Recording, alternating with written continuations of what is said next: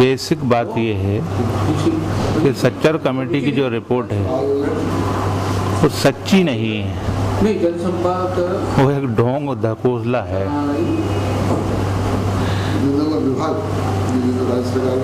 उसमें बुनियादी गलती जो है वो हमारी कौम की है। हमारी कौम बड़ी भोली है, मुसलमान कौम सीधी है।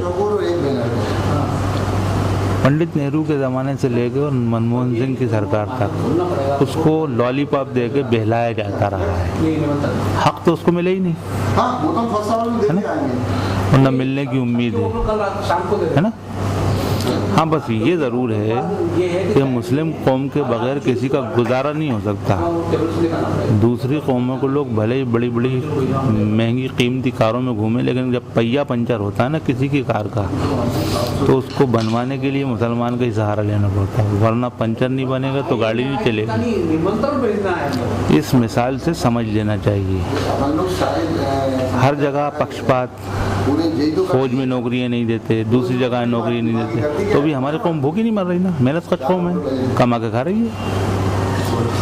और ये सब एक लॉलीपॉप है, सच्चर कमेटी हो चाहे फच्चर कमेटी हो, सच्ची नहीं है बहरहाल। वो सच्ची तो तब मानी जाएगी जब यथार्थ के धरातल पे वो दिखे। यथार्थ के धरातल पे दिखने का तो सवाल हो ही नहीं है ना। योजनाएं, परियोजनाएं, सुनहरे ख्वाब तो खूब दिखाए जाते हैं, ख्वाबों की ताबीर कब पूरी होती है? अमल दरामद कहाँ होता है? अमली जामा कहाँ पहनाया जाता?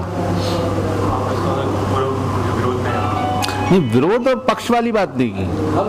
आपने अगर कोई रिपोर्ट बनाई है, अगर आप तरक्की चाहते हैं, कल्याण चाहते हैं मुसलमानों का,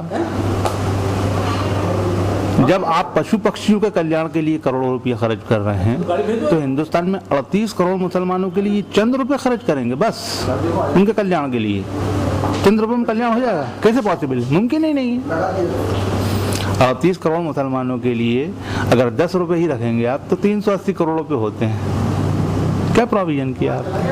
कहाँ है वो? झूठ बोलते हैं हज में सब्सिडी देते हैं। बजट में हर चीज़ का प्रोविजन होता है। सरकार अगर कहीं कोई किसी काम में 1 रुपया भी खर्च करती है तो बजट में प्रोविजन होता है। आप बोलते हैं 150 करोड़ रुपये हम सब्सिडी देते हैं।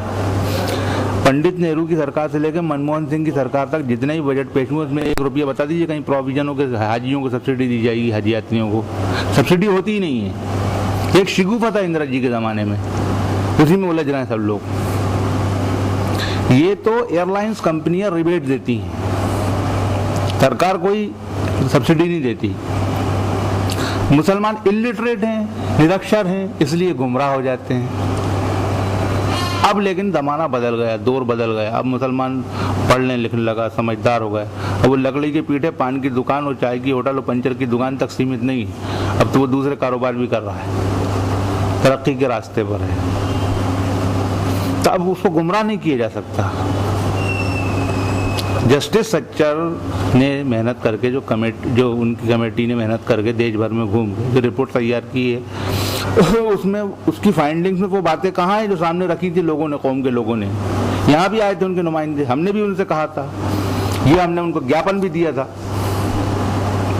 है आप देखिए, एक इतना बड़ा मजाक है मुसलमानों के साथ हिंदुस्तान में।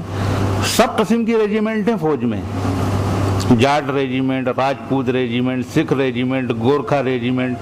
मुसलमानों के रेजिमेंट क्यों नहीं है भाई? क्या मुसलमानों को गद्दार समझते हो आप? हैं? और मुसलमानों को भर्ती नहीं करोगे अगर फौज में, तो क्या इजरायलियों को भर्ती करोगे आप? उनसे इस देश की रक्षा करवाओगे?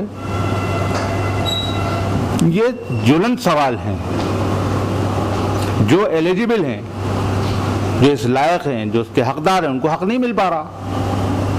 इसलिए फ्रस्ट्रेट होते हैं जब नौजवान, तो कुछ दूसरी हरकतें करते हैं, एक्सट्रीम पे पहुंचते हैं।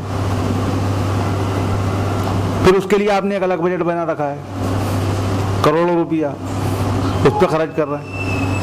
अगर वही पैसा जो मुसलमानों के कल्याण पे खर्च किया जाना चाहिए, वो जो दूसरे पैसे जो जगह खर्च किया जा रहा है, वही पैसा अगर मुसलमानों के कल्याण पे खर्च करें तो कोई विवाद ही नहीं होगा कहीं किसी किस्म का, सब खुशहाल हो जाएंगे।